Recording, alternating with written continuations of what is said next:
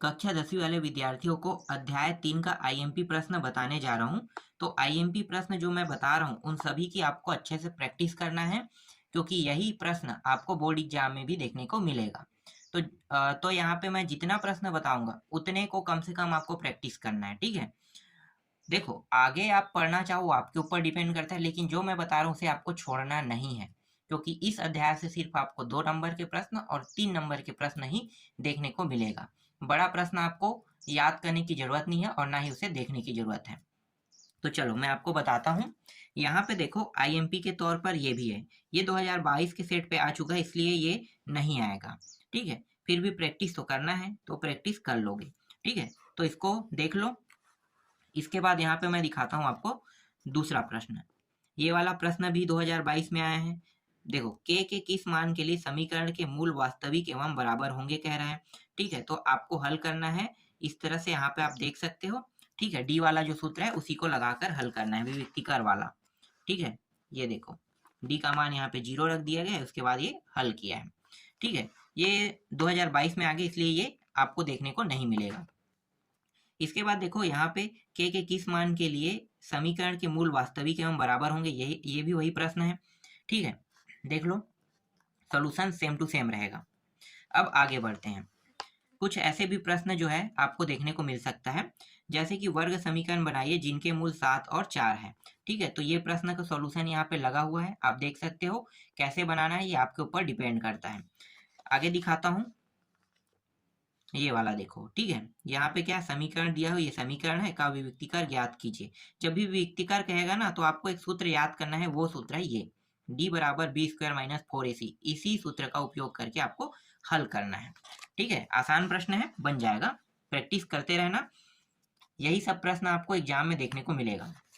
अब ये तो आईएमपी सूची है, क्योंकि एक प्रश्न में फिक्स नहीं बता सकता कि कन्फर्म यही आएगा। तो जितना बता रहा हूँ आईएमपी में, अगर उन सभी प्रश्नों की प्रैक्टिस कर लेते हो तो गारंटी है आपसे बन जाएगा ये प्रश्न। तो इस अध्याय से सिर्फ आपको 2 या 3 नंबर के प्रश्न ही बोर्ड एग्जाम में देखने को मिलेगा, ठीक है। छठवा देख लो, ये रहा छठवा, इसका भी उत्तर यहाँ पे लगा हुआ है, ठीक है। आप इसे ढूंढ सकते हो, अपने गाइड में भी ढूंढ लेना। जिन लोगों के पास परीक्षा बोध नहीं है वो गाइड में इसे टिक कर सकते हो, ठीक है, क्योंकि यही प्रश्न भी गाइड में भी मिलेगा ही आपको। और ये वाला देख लो, 7वां प्रश्न। फिर मैं आपको दिखाता हूँ 8वां प्रश्न। इसको भी मैंने टिक किया, ठीक है। देखो, क्वेश्चन में नहीं आया, फिर भी मैंने इसे टिक किया है, क्योंकि ये आईएमपी में टिक था।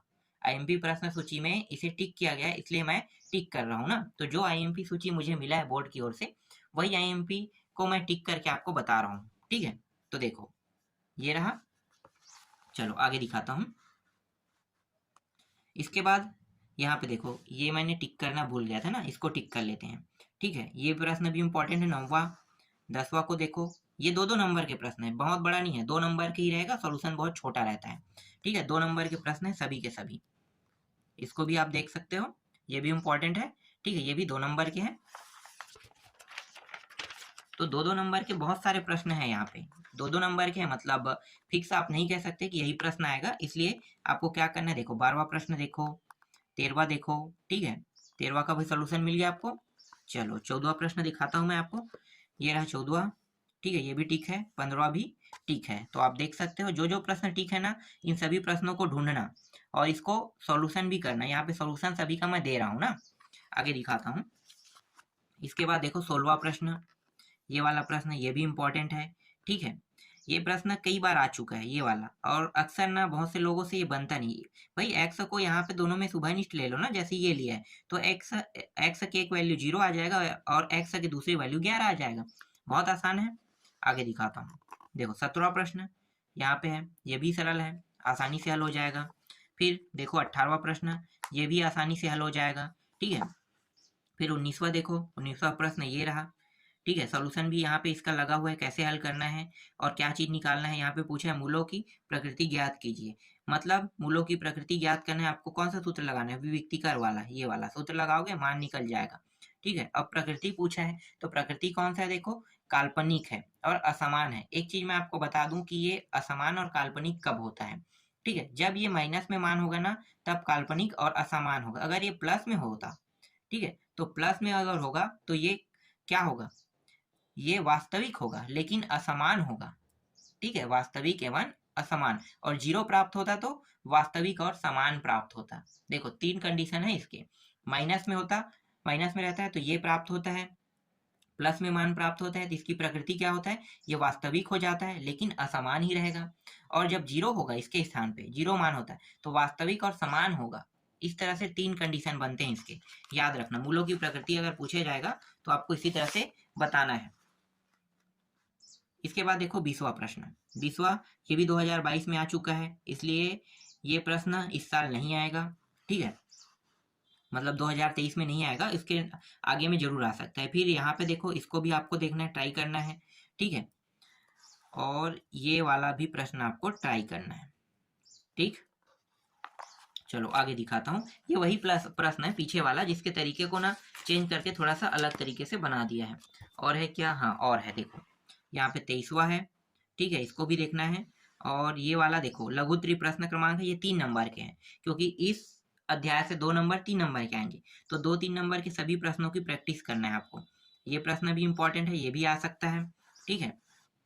और ये वाला प्रश्न देखो ये भी इंपॉर्टेंट है, जो राइट किया हूँ बस उसको देखना है आपको, तो ये भी इंपॉर्टेंट है। इसमें क्या है, गुणनखंड कीजिए, बहुत आसान है, गुणनखंड करने का तरीका आप देख सकते हो, इस तरह से आपको गुणनखंड करना है। फिर यहाँ पे देखो तीसरा प्रश्न, ये भी इंपॉर्टेंट है इस अध्याय से, ठीक है। चौथा दिखाता हूँ, सबका सोल्यूशन यहाँ पे लगा हुआ है, अलग से आपको सोल्यूशन ढूंढने की आवश्यकता नहीं, वीडियो को पुश कर करके आप सभी प्रश्नों को प्रैक्टिस करना, और प्रैक्टिस करते के बाद इसको आप देख सकते हो, ठीक है। यहाँ पे देख लो इसका भी सोल्यूशन है। 5वां भी मैं दिखा देता हूँ, ये भी इंपॉर्टेंट है, ठीक है। ये वाला प्रश्न अभी आना बंद हो गया है, ये वाला, ठीक है। ये वाला जो प्रश्न है ये 3 नंबर का नहीं है, ज़्यादा का है, लेकिन इसे मैं फिर भी आपको दे रहा हूँ, ये आपको देखने को नहीं मिलेगा। आप बाद में अगर लगता है आपको समझ में नहीं आएगा, ज़्यादा डिफिकल्ट जाएगा तो आप छोड़ देना, ठीक है, क्योंकि ये देखने को नहीं मिलेगा। लेकिन मैंने टिक कर दिया है क्योंकि ये 3 नंबर के श्रेणी में IMP में टिक था, इसलिए मैं यहाँ पे टिक किया हूँ इसे, ठीक है। आगे दिखाता हूँ। फिर ये 7वां, ये भी प्रश्न है, ठीक है, ये अंतिम प्रश्न है। तो इतने प्रश्न ना आपको, सॉरी एक प्रश्न और होगा, एक प्रश्न और है, दिखाता हूँ, जो 6 नंबर का है, लेकिन पहले आता था बंद हो गया है ना, ठीक है। ये वाला प्रश्न है जिसका उत्तर आपको लगा हुआ दिखाई दे रहा है, ठीक है। पहले ये प्रश्न आता था लेकिन अब ना ये पूरी तरह से ना बंद हो गया, इस अध्याय से सिर्फ 2 और 3 नंबर के आ रहे हैं, 6 नंबर का प्रश्न पूरी तरह से बंद हो चुका है, तो इसके आने की संभावना 0 के बराबर है। फिर भी आपको इसको प्रैक्टिस करना है, ठीक है। तो इस तरह से मैंने अध्याय 3 के पूरे IMP प्रश्न आपको बता दिया, ठीक है। इन सभी की आपको क्या करना है, प्रैक्टिस करते रहना है, और आपको ज़्यादा नहीं पढ़ना है, जितना बता रहे हैं सिर्फ उतना पढ़ो। अगर उतना पढ़ लोगे और समझ जाओगे तो गारंटी है आपको 75 में 75 मिल ही जाएगा।